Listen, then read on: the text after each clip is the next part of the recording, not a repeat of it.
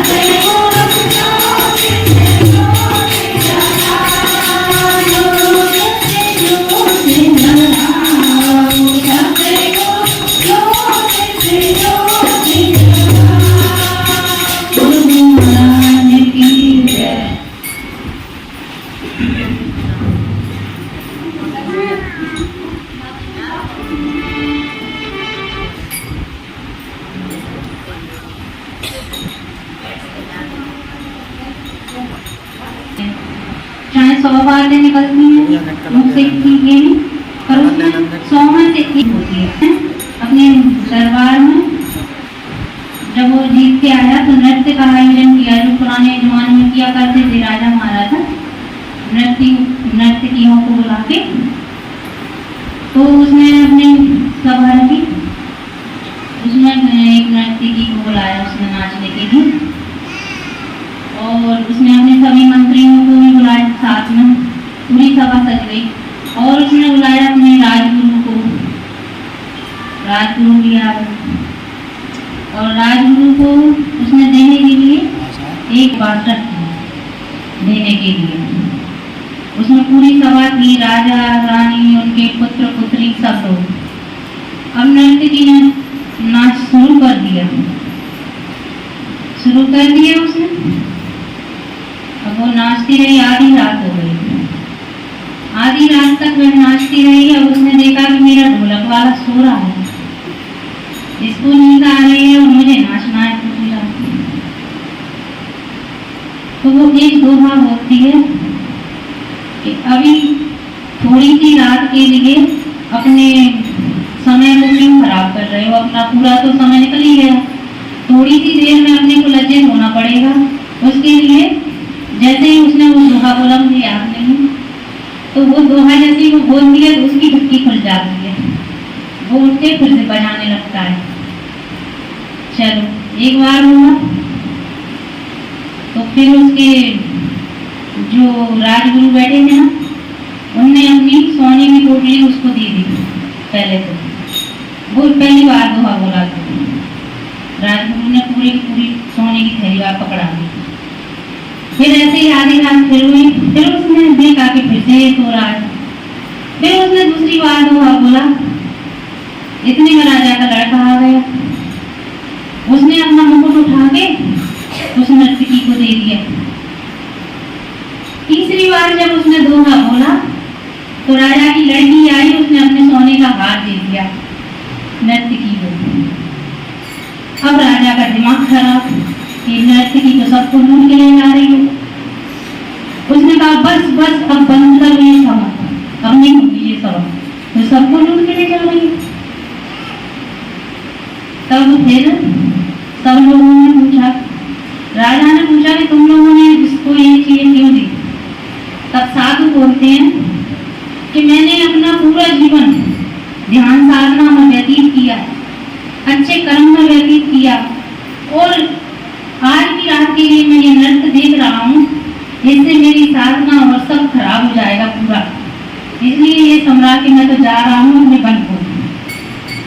फिर राजा के लड़के को बुलाया, राजा अपने लड़के से पूछता है कि तुमने अपना मुकुट क्यों दे दिया इसको? कि मैंने इसलिए दिया, अगर ये दोहा ये नहीं होती तो मेरे अंदर ज्ञान प्रकट नहीं होता, मैं आज आपकी हत्या करके और राज सिंहासन पर बैठता, तो इसने मुझे बचा लिया हत्या करने से। फिर उसकी बेटी बोली, बेटी से पूछा गया कि तूने क्यों दिया सोने का हार इसको? वो बोली कि आज ही मैं आपके मंत्री के साथ भागने वाली थी, बस इसके दोहे की वजह से मैं रुक गई, इसलिए मैंने इसको ये वो दिया है सोने का हार।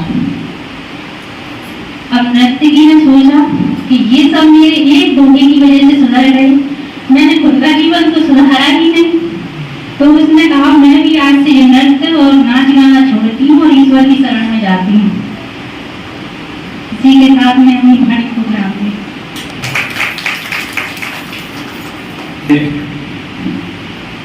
सदगुरु महाराज, गुरु महाराज और आए हुए अतिथि जनों को मेरा सादर प्रणाम। निर्देश मीडिया द्वारा जो दृष्टांत दिया गया बड़ा बहुमूल्य दृष्टांत है।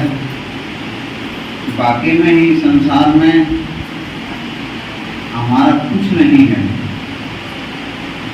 ये धन दौलत माल खजाना महल अटारी जो भी कुछ है, पुत्र पुत्रियां रिश्ते संबंध, ये जब तक के ही हैं जब तक हमारे पास सर्वत्र है। जब तक धन दौलत हमारे पास है तब तक का ही रिश्ता है, जब तक हमारी श्वासें चल रही हैं तब तक का ही रिश्ता है। जिस दिन हमारी श्वासें खत्म हो जाती हैं, हम इस संसार से अलविदा हो जाते हैं, हमारे ही परिवारजन, हमारे ही आप मिलने जुलने वाले एक शब्द का उपयोग करते हैं कि अब इस व्यक्ति को या इस लाश को या इस शव को या इस मुर्दे को यहाँ क्यों रख के बैठे हो, क्यों इसको सड़ा रहे हो, बदबू आ रही है, जल्दी करो जल्दी करो जल्दी। उसके साथ पूरा जीवन गुजारा और खूब उसे कमाई की, उसकी कमाई को खाया, उसको उस परमात्मा के भजन से विमुख रखा, अपने में उलझाए रखा, माया में उलझाए रखा और जीवन को व्यर्थ गंवा दिया। तो ये संसार तो स्वार्थ की है, परंतु जब तक हमारे शरीर में प्राण है हमें सभी रिश्तों को निभाना भी होगा। धन दौलत की जरूरत भी पड़ेगी, आवश्यकता अनुसार उसको भी हमें कमाना होगा, परंतु उसमें लिप्त ना होके, उससे इतना मोह ना रखते हुए, उस परमात्मा से मोह रखते हुए, आपसी प्रेम में मोह रखते हुए, आपसी संबंधों को अटल बनाते हुए अपने जीवन को यदि हम गुजारते हैं तो इससे बड़ी कोई दौलत नहीं है। मनुष्य अपने आप में थोड़ा सा संतोष धारण कर ले, धैर्य धारण कर ले, तो उसका कोई कार्य कभी विफल नहीं होता। गौधन, गज धन, बाज धन और रतन धन खान, जब आवहि संतोष धन, सब धन धूल समान। जब हमारे हृदय में संतोष उत्पन्न हो जाएगा और ज्ञान प्रकट हो जाएगा तो वाकई में ही समस्त मोह माया से हम परे हो जाएंगे। जब तक हमारे अंतर में ज्ञान नहीं है, हम अज्ञान हैं, हमारे अंतर में शिक्षा नहीं है, हम अशिक्षित हैं, तब हम चारों तरफ की उलझनों में बहुत पूरी तरह से जकड़े रहेंगे। जैसे ऑक्टोपस होता है कि जिसे अपन झालर पातर कहते हैं, उसके पास अनंत हाथ पैर होते हैं और वह जिसको एक बार जकड़ ले तो छूटना बड़ा मुश्किल हो जाता है। ऐसे ही माया का चक्कर है। माया के कितने ही रूप हैं, माया के कितने ही प्रकार हैं, और वह माया किसी भी रूप में मनुष्य को जकड़ लेती है। माया ऐसी प्रबल है, तजे मालिक की छाप, बनकर बहती जगत में करता धरता आप। वह इस संपूर्ण विश्व के अंदर मालिक बनकर बैठी है और माया के अनुसार ही मनुष्य चल रहा है। माया की उंगली जिधर को चलती है मनुष्य नाचने लगता है। तो हमें माया के गुलाम नहीं बनना है, माया से काम लेना है, उसको गुलाम बना के रखना है। माया कमाने के लिए, जोड़ने के लिए किसी ने कभी मना नहीं किया है। आधुनिक युग है, भौतिक युग है, इसमें बिगर पैसे के, बिगर धन के काम नहीं चलेगा।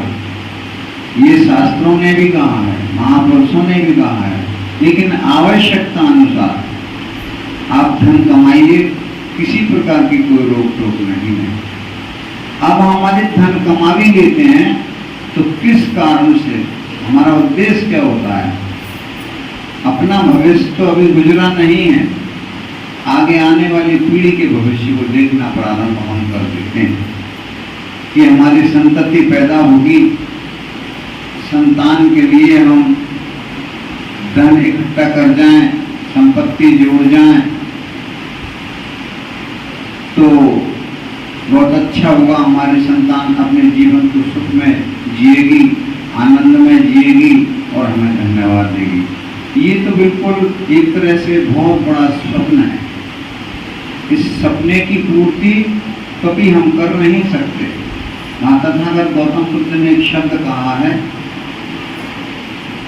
पूत कपूत को क्या धन संचय और पूत सपूत को क्या धन संचय। यदि तुम्हारा पुत्र सपूत है तो उसको धन कमाने की आपको जरूरत नहीं है, वह तो स्वयं सपूत है, कमा लेगा और खा लेगा।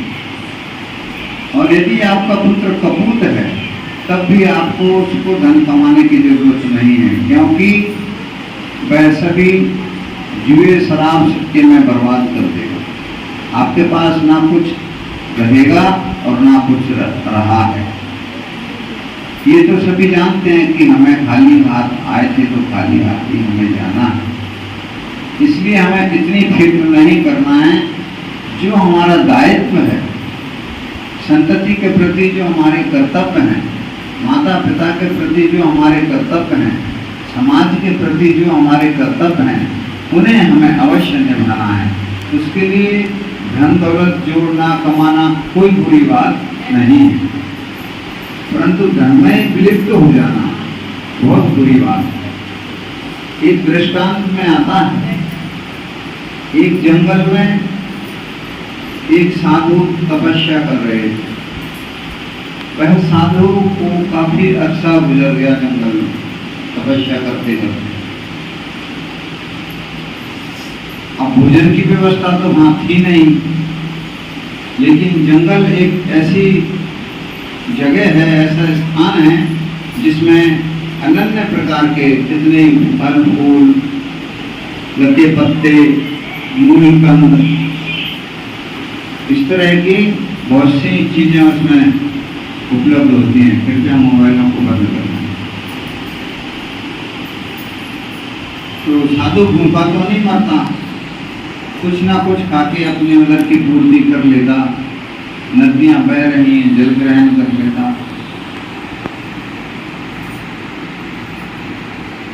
अन्न से जो पेट भरता है वह फलों से नहीं पूर्ति हो पाती है, तो उसका शरीर थोड़ा सा कमजोर हो गया।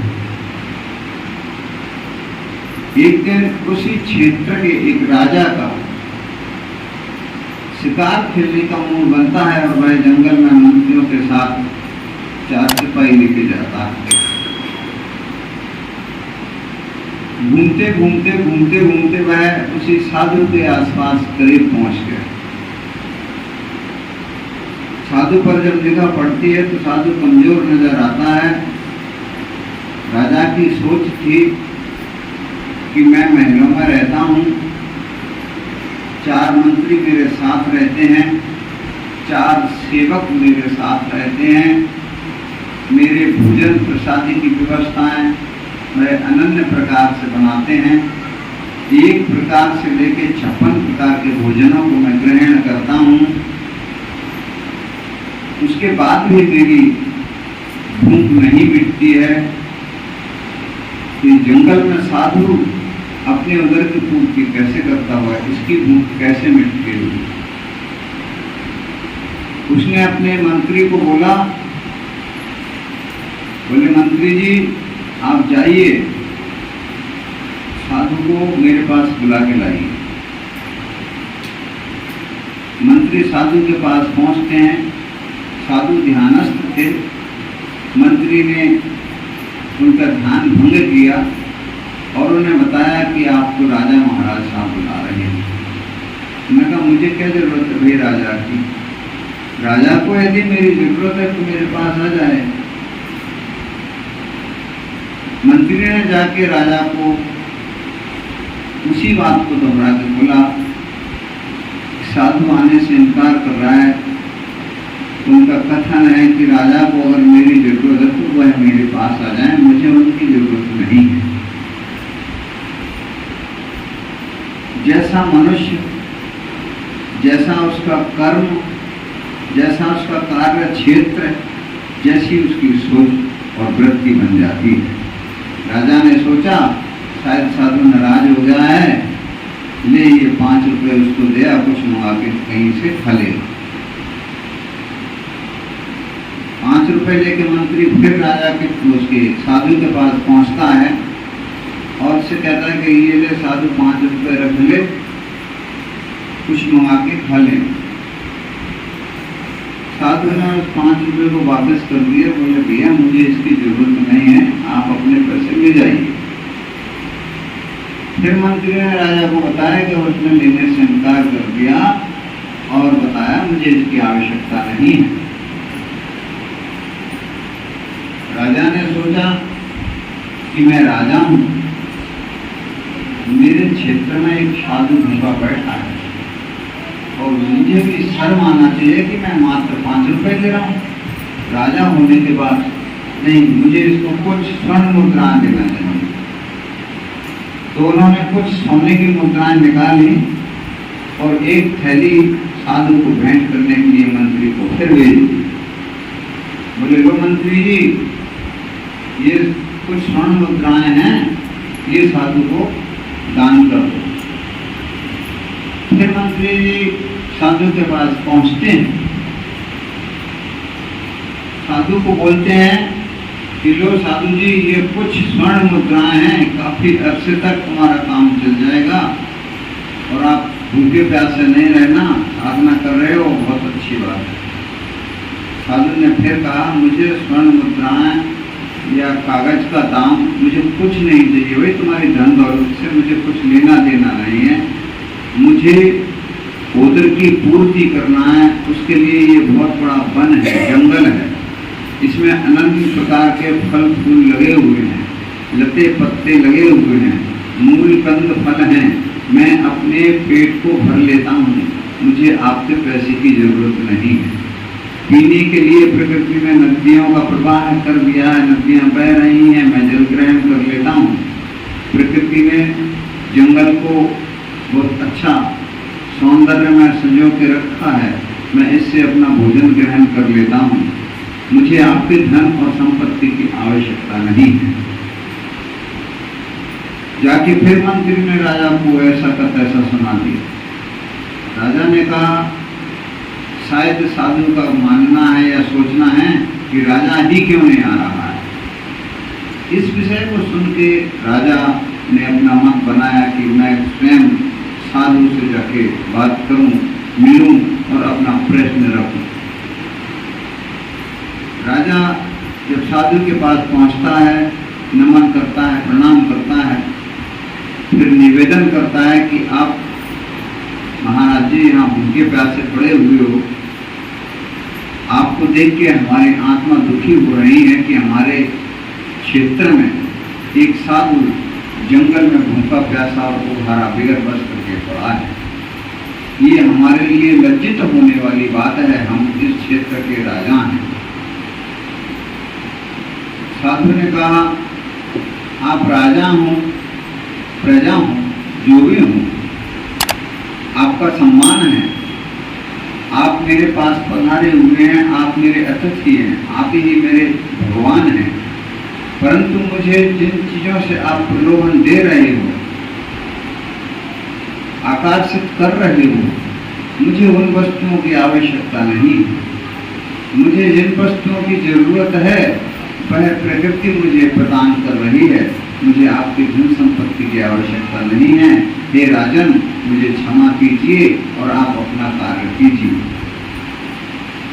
राजा ने कहा बोले मेरे क्षेत्र में तुम भूखे प्यासे नहीं रहोगे और ना ही जंगल में रहोगे। आप मेरे साथ चलिए, मैं महल में आपकी बहुत अच्छी व्यवस्था बना दूंगा।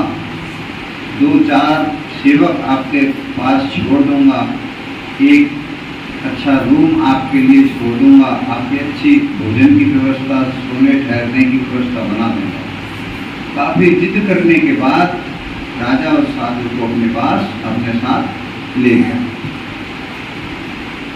ले जाके महल में एकांत वाला एक कोई कमरा साधु के लिए सौंप दिया गया। 2-3 सेवक उनकी सेवा में छोड़ दिए गए। समय पर भोजन, समय पर पानी, समय पर निद्रा, सभी कार्य साधु के लिए समय समय पर मिलने लगे। जैसे कि एक राजा की सेवा की जाती है, ऐसे ही साधु की सेवा समय पर की जा रही है। दिन प्रतिदिन साधु के अंदर बदलाव पैदा हुआ। राजा होने के नाते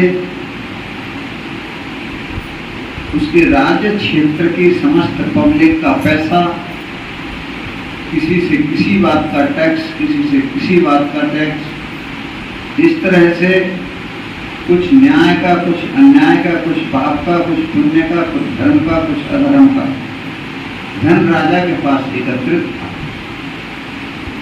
उसी धन में से राजा और राजा का परिवार अपने उदर की पूर्ति कर रहा था। उसी धन संपत्ति से साधु के उदर की पूर्ति हो रही थी। जो वृत्ति राजा की थी वही वृत्ति राजा के कार्यकर्ताओं की थी, मंत्रियों की थी, सेना और सेनापति की थी। उसी वृत्ति में साधु का परिवर्तित होना प्रारंभ हो गया। उसको भी कुछ झूठ अच्छा लगने लगा, कुछ पाप अच्छा लगने लगा, कुछ स्वाद अच्छा आने लगा, भोजन की इच्छा और तृष्णा जागने लगी। आज फलाना भोजन बनना चाहिए, आज पकौड़े बनना चाहिए, मकोड़े बनना चाहिए, पूड़ी बनना चाहिए, खीर बनना चाहिए,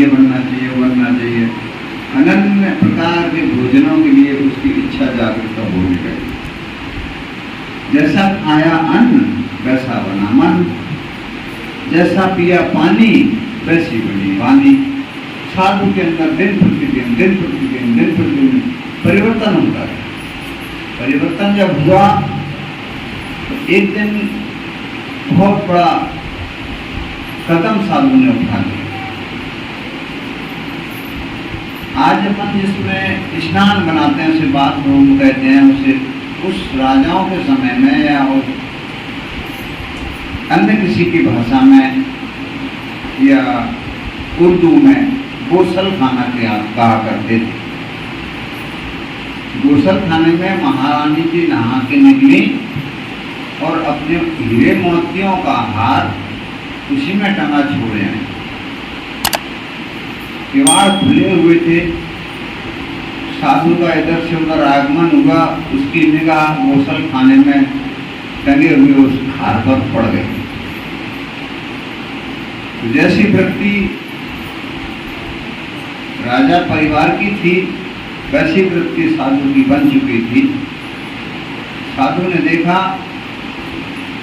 बहुत कीमती बेश कीमती आइटम जो है, हीरे मोती जवाहर हाथों से सुशोभित है, हार को मैं अगर चुरा के ले जाऊं तो मेरा जीवन बड़ा सुख में कटेगा। अकेला व्यक्ति हूं, मैं तो इसको पूरे जीवन भर खर्च नहीं कर पाऊंगा। कहना ऐसी हार को लेके और मैं यहाँ से फरार हो जाता हूँ। 10 बार सोचा, राजा की चोरी है, पता नहीं मेरे साथ क्या सुलूक किया जाएगा, कहीं ऐसा ना हो कि मैं तत्काल पकड़ में आ जाऊं।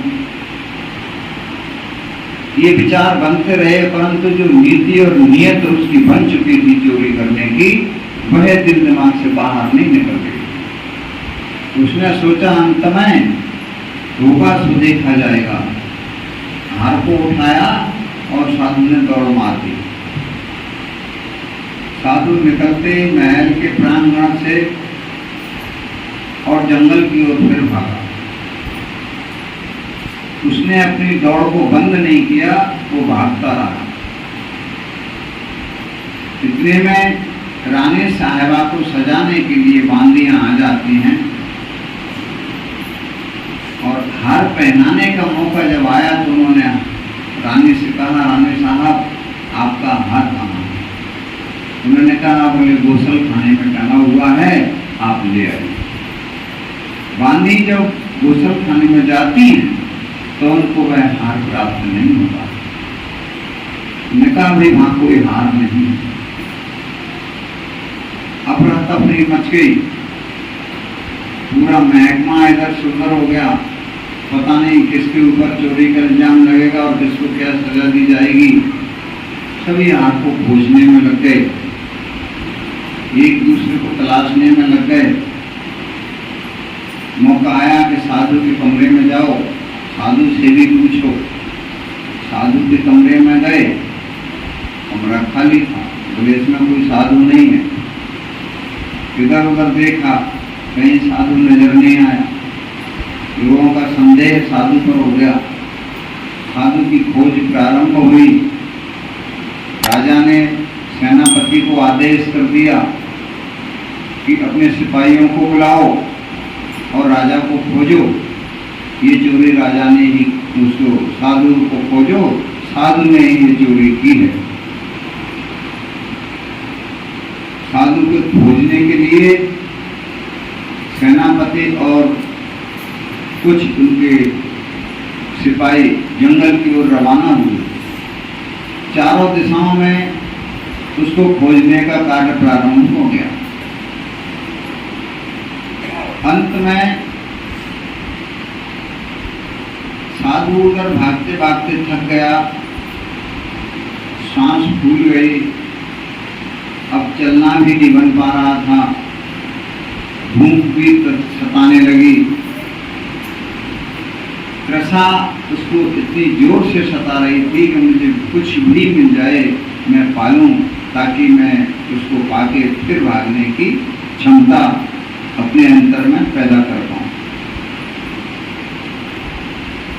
घंटे 2 घंटे वह पढ़ा रहा। उसके दिल दिमाग में बस एक ही बात आ रही थी कि राजा पकड़ लेगा तो पता नहीं क्या होगा। फिलहाल मुझे भूख मिटाने के लिए क्या करना है, थोड़ा उठा, इधर उधर चला, देखा एक वृक्ष में कुछ फूल लगे हुए हैं। फल किस वस्तु के हैं ये साधु जान नहीं पाए। वे जमालगोटा नाम का एक वृक्ष होता है जिससे पेचिस आ जाते हैं, दस्त आ जाते हैं, खाने पर लूज मोशन हो जाता है। उन्होंने देखा चलो भूख मिटाने के लिए तो फल मिल गए हैं, मैं 1-2 फल इसी में से खा लेता हूं। जब 1-2 फल साधु ने ग्रहण किए, आधा घंटे बाद उसको लूज मोशन होना प्रारंभ हो गया, दस्त लगना शुरू हो गया। उसको बहुत तीखे दस्त लगे और राजा के यहाँ जो भी उसने भोजन किया उसका जमा हुआ कचरा जो था ना पेट के अंदर, सब निकल गया।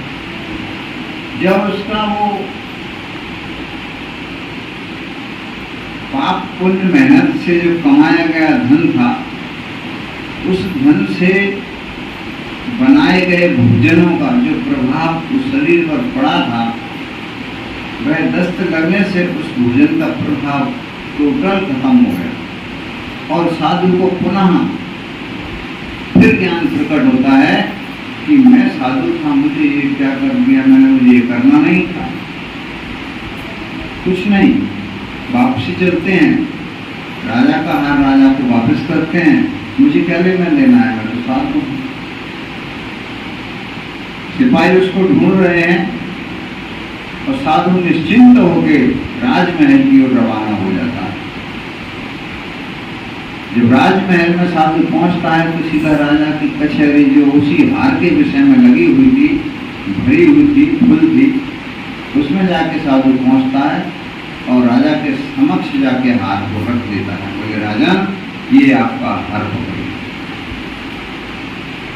बोले साधु तुम इसको कहाँ से लेके आए हो? बोले मैं इसको चोरी करके भागा हूं। तेरा झूठ पाप मेहनत का जो भी था अन्न वो मैंने ग्रहण किया, तेरे जल पान से, खान पान से, रहन सहन से, तेरे वातावरण से मेरा तो पूरा ही जीवन बदल गया था। जो जीवन मैं जी रहा था वह मेरा मानवीय जीवन था, सत्य जीवन था, परंतु तेरा अन्न ग्रहण किया तो मेरा जीवन नरक की ओर रवाना हो गया। मुझमें चोरी करने की सामर्थ्य पैदा हुई, ना कि दान करने की। जब मैंने तेरे हार को चुराया और भागा, जंगल में पहुंचते मुझे भूख तृषा ने सताया, मैंने कुछ फल खाए, फल से मेरे उदर में जो मल जमा हुआ था तेरे खाए हुए भोजन का, वह मल निकल गया, मैं निर्मल हो गया, मेरा मन फिर से प्रफुल्लित और ज्ञान की ओर हो गया और मुझे वह ज्ञान फिर से विकसित हो गया और तेरे हार को वापस करने में बात चला आया। ये तेरा हार पकड़, मुझे इसकी जरूरत नहीं है और दोबारा मुझे वापस लाने की कोशिश नहीं करना। जैसा मनुष्य का व्यवहार होता है, जैसा मनुष्य का खान पान होता है, जैसा मनुष्य का रहन सहन होता है और उसकी चपेट में या उसकी संगति में जो भी कोई पड़ जाए उसका प्रभाव उसके ऊपर 100% पड़ता है। राजा मैं साधु था, साधु से मैं भृंगी बन गया। भृंगी यानी कि मेरा मन भ्रमित हो गया, भृंगी का मेरा मन भ्रमित हो गया और मैं अनन्य प्रकार के विचार जो व्यर्थ के थे, मेरे जीवन में कभी मायना नहीं रखने वाले थे, मैं तो परमार्थ का कार्य करने वाला व्यक्ति स्वार्थी बन गया, अपघाती बन गया और तेरे हाथ को चुरा ले जाकर चोर बन गया। ये तेरा हाथ पकड़, मुझे तेरी मदद की जरूरत नहीं है। साधु के ऐसे विचारों को सुन के राजा के मन में भी ज्ञान प्रकट हुआ। उसने कहा अथाह संपत्ति है ये साधु के लिए और राजा के लिए ना के बराबर। एक गरीब को 1 लाख रुपया मिल जाए तो उसके लिए जीवन में काफी है, और एक धनवान को, करोड़पति आदमी को लाख मिले तो उसके लिए कोई मायने नहीं, 100 रुपए के समान है। तो राजा ने कहा इसके लिए यथा संपत्ति थी और इसने इसका त्याज्य कर दिया, जरूर कोई बात है, कोई रहस्य है। आज साधु को रोकिए, साधु की इच्छा का भोजन बनेगा और साधु से मेरी परिचर्चा होगी। साधु को रोका, सम्मान के साथ साधु रोका।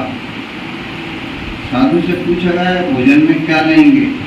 बोले जो मिल जाए। बोले यहाँ तो वही 56 प्रकार के भोजन बनेंगे। बोले जो बन जाए, जो बने इसको लेके आना, मैं पालूंगा। उन्होंने अलग अलग बर्तनों में भोजन लगा दिया।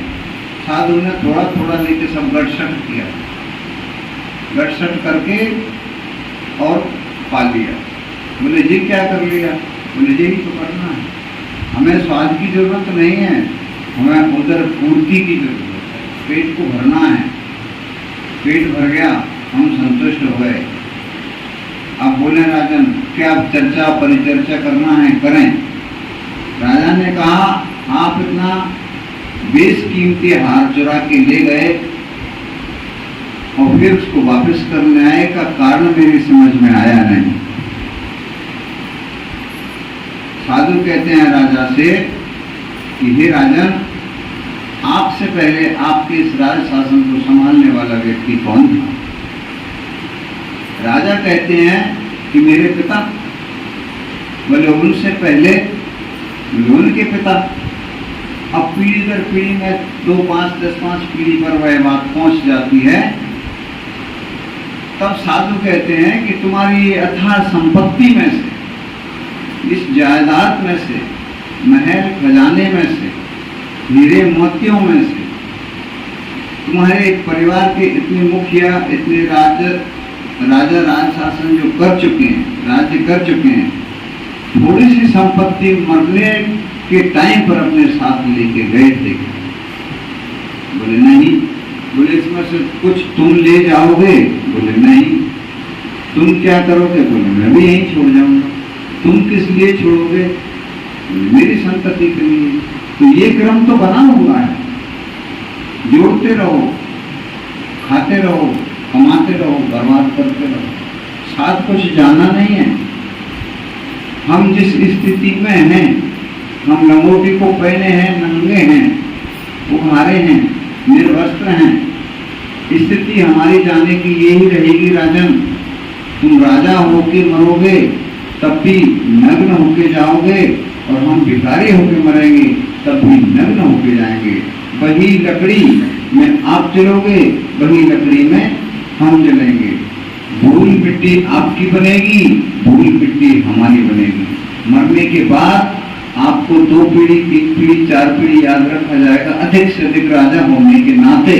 उसके बाद आपकी तस्वीर टंग जाएगी, तस्वीर को भी लोग भूल जाएंगे किसकी थी, कितनी पीढ़ी पुरानी हो गई, फेंको इसको, हटाओ, ताजी ताजी लगाओ। तो राजन, इस संसार में ना कुछ तुम्हारा है, ना कुछ हमारा है। सभी नग्न अवस्था में आए हैं और सभी नग्न अवस्था में इस संसार से विदा हो जाएंगे। ना हम कुछ लेके आए, ना तुम कुछ लेके आए, और ना ही कुछ लेके हमें जाना है। इसलिए अपना मन, बुद्धि, दिल, दिमाग, विवेक उस तरफ मोड़ के ले जाइए कि संसार में आखिर हमारा है क्या। बस इसी की खोज में लग जाओ, तुम्हारा क्या है उसके पीछे दौड़ो। ये धन संपत्ति, महल अटारी, माल खजाना, पुत्र पुत्रियां, नाते रिश्तेदार जो भी हैं, माता पिता, पति पत्नी, तुम्हारा कुछ नहीं। ये सब समय समय तक के साथी हैं। कोई घर तक साथ देगा, कोई रास्ते तक साथ देगा, कोई शमशान तक साथ देगा, कोई गंगा जी ले जाने के तक साथ देगा, उसके बाद में भुला देंगे। फिर मेरा क्या है? मैं क्यों संसार के पीछे भागूं? मैं क्यों संसार में विलिप्त हूं? क्यों मैं माया में रम जाऊं? मुझे मेरा कर्तव्य करना है। मैं सार्थकता का कार्य करूंगा, जिससे मेरा जीवन तो सार्थक होगा ही, मैं अनन्य लोगों के जीवन को भी सार्थक बना सकूं। ऐसा श्रेष्ठ कर्म मुझे करना है। बोले वह श्रेष्ठ कर्म है क्या? बोले वह श्रेष्ठ कर्म है शिक्षा और ज्ञान। आप शिक्षा के लिए जगह जगह विद्यालय निकलवाएं। ये महल खजानों में दौलत को भर के उसको सड़ाने और गलाने की जरूरत नहीं है। उसको देख देख के जीवित रहने की जरूरत नहीं है। आपने इसको एकत्रित किया है, पाप से भी किया है, पुण्य से भी किया है, तो इसे सही जगह पर इस्तेमाल में लाओ। जगह जगह विद्यालय निकालोगे, शिक्षा का दान होगा, लोगों को शिक्षा मिलेगी, शिक्षा से ज्ञान आएगा, ज्ञान से वह अपने जीवन को बड़ी धैर्यता से, बड़े सुख में अपने जीवन को गुजार पाएंगे।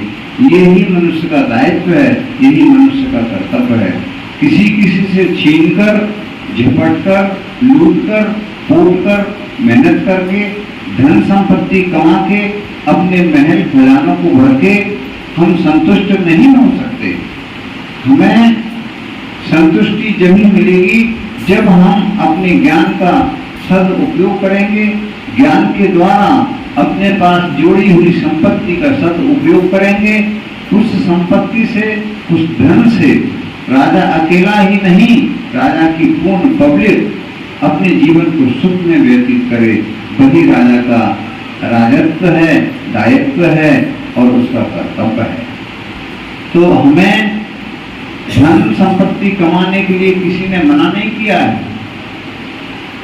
आधुनिक युग के अनुसार हमें धन संपत्ति की आवश्यकता है, परंतु उतने की जरूरत है उतना हमें मिल रहा है, हम कमा रहे हैं। अब उसके पीछे हम रात और दिन लग जाएं तो वही वाली बात है कि पूत कपूत को क्या धन संचय और पूत सपूत को क्या धन संचय।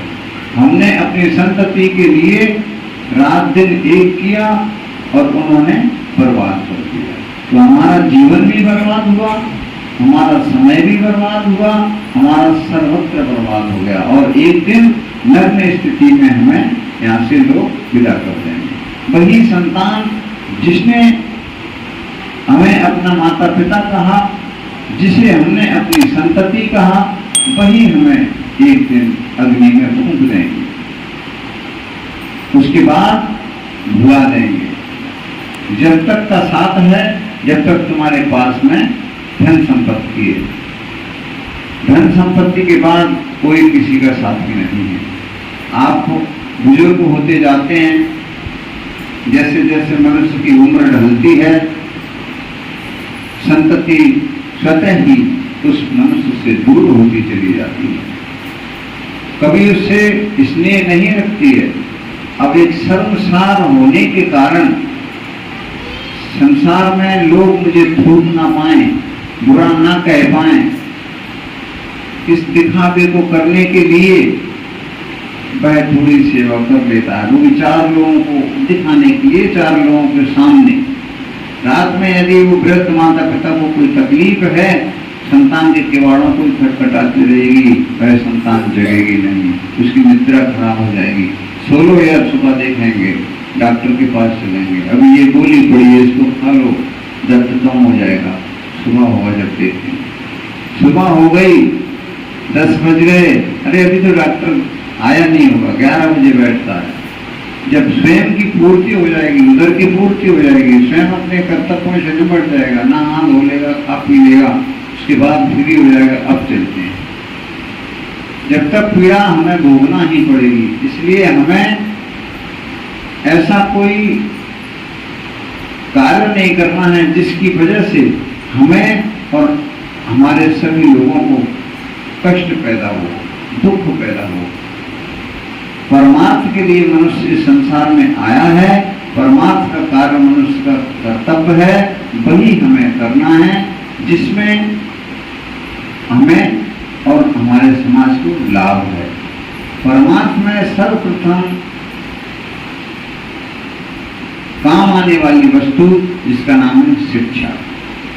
शिक्षा है तो ज्ञान है, ज्ञान है तो जीवन है, अन्यथा मनुष्य पशु के समान है। पशुता का जीवन जीने से बढ़िया है कि हम अपने आप को कैसे भी कहीं भी कैसे समाप्त कर लें, या फिर हम अपने आप को किसी ऐसे नेक कार्य में लगा दें जिसमें हमारे जीवन का कल्याण हो जाए, हम कृतार्थ हो जाए। हम किसी को दूसरे को सुख नहीं पहुंचा सकते हैं तो आनंदमय रह के अपने जीवन को तो गुजारा कर ही लें। इसी के साथ मैं अपनी वाणी को विराम देता हूँ।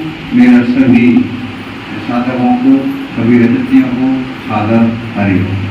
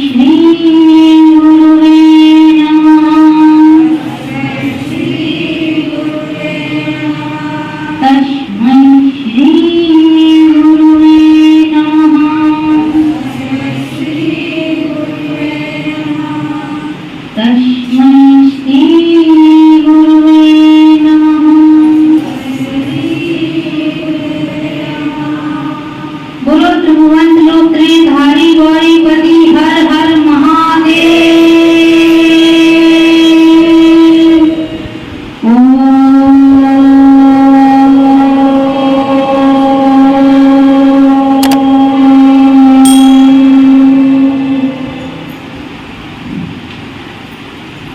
बोलो त्रिभुवन धारी गौरीपति हर हर महादेव की जय। बोलो महामाया भगवती की जय। बोलो सतगुरु माई देव की बहन जी की जय। बोलो ओम शांति श्री गुरु आश्रम देव के अनुधाम की जय। बोलो सब संतन की जय। बोलो आज के आनंद की जय। जयकारा बोलेगा सुने मारो बोल सांझे दरबार की जय।